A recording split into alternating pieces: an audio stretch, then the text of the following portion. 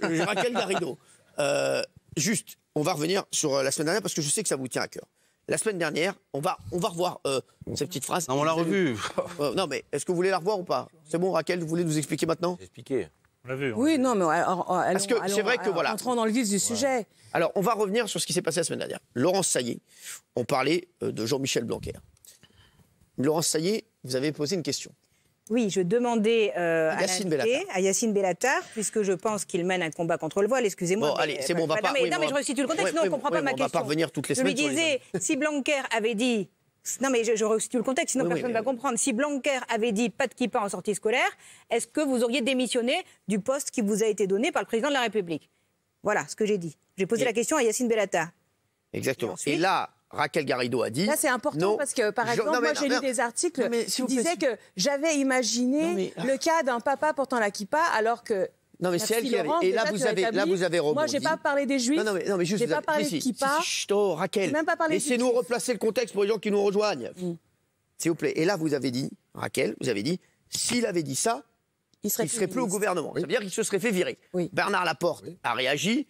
Tout le monde a réagi ici autour de la table. Laurence Saillé, Éric Nolot, voilà, pour dire que c'était des propos qui nous semblaient antisémites. Je vous le dis, et c'est vrai, ça veut dire quoi? Parce que nous, on l'a pris, je vous dis comment on l'a pris ici, pour Bernard, pour Éric, pour Laurence. On l'a pris, il y a donc un lobby tellement puissant qu'il aurait été mis dehors, Jean-Michel Blanquer, alors que là, voilà, il ne s'est rien passé pour lui. C'est ce qu'on a dit. Donc, vous voulez revenir là-dessus? Premièrement, merci, parce que effectivement, c'est pas moi qui me suis mis à parler d'un papa imaginaire portant la kippa. Bien sûr. C'est pas moi qui ai amené ce sujet, c'est Laurence. C'est pas moi non plus qui parle de lobby juif. Ce vocabulaire, qui est un vocabulaire classique de l'extrême droite, c'est pas mon vocabulaire. Qu'est-ce que vous avez voulu dire? Jamais je parlerai de lobby juif. Bon, alors expliquez-nous. C'est toi, Cyril, qui a parlé de lobby juif. Parce que c'est comme ça qu'on l'a pris. Bernard, tu l'as pris comme moi. Oui, mais comment le prendre autrement? C'est impossible de le prendre autrement.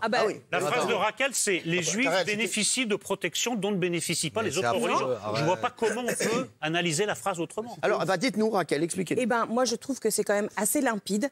Je pense que l'antisémitisme, c'est l'affaire de nous tous, d'accord? Moi, je déplore la petite concurrence qui s'installe entre les victimes de discrimination et de racisme. Donc, il faudrait que ce soit les musulmans seulement qui défendent les musulmans victimes de racisme. Il faudrait que ce soit que les juifs qui luttent contre l'antisémitisme.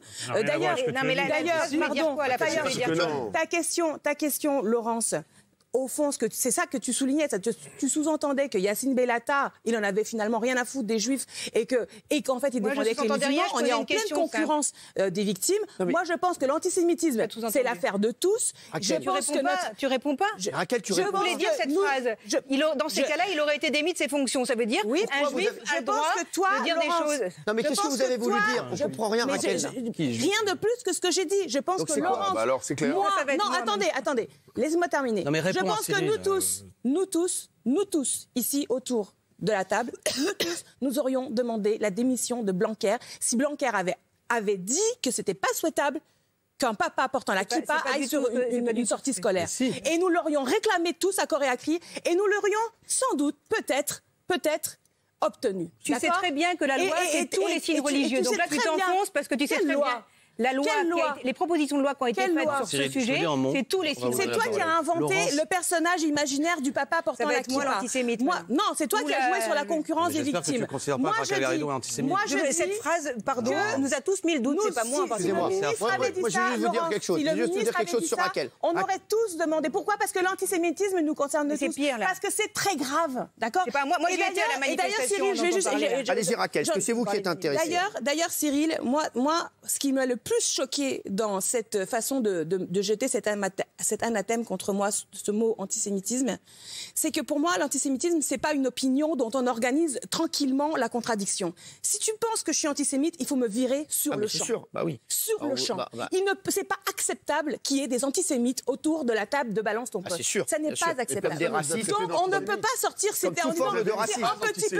Mais non, mais arrêtez, c'est pas vrai. Ça n'est antisémite que dans la tête des gens qui pensent qu'il y a un lobby juif. Moi, je ne pense pas qu'il y a un lobby juif.